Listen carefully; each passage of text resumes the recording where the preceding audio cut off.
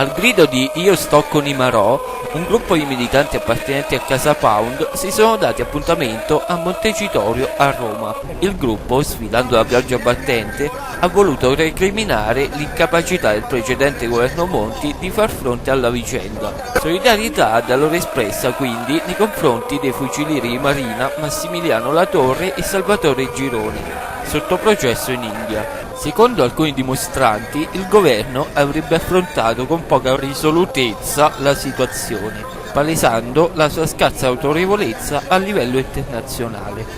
Questa è una manifestazione di uno dei pochissimi movimenti, se non l'unico, che ha appunto preso a cuore le sorte dei nostri soldati che sono stati ingiustamente trattenuti in servizio, e quando praticamente ci sono stati anche episodi simili che hanno coinvolto unità della Marina americana e successivamente di quella tedesca, e noi siamo stati gli unici che praticamente hanno subito questo trattamento.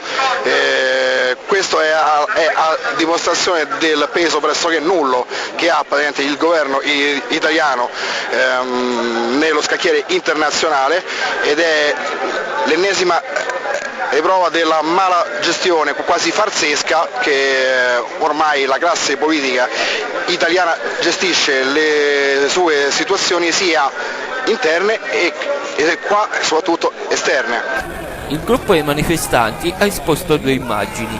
Una, un drappello rosso con su scritto "Riprendiamoci i nostri soldati" e il simbolo di Casa Pound Italia. L'altra, una gigantografia di una portaerei italiana con la scritta "Se non ora quando, andiamo a riprenderci i nostri soldati adesso". La manifestazione si è sciolta subito dopo un violento acquazzone che ha colpito piazza Montecitorio e l'intera capitale.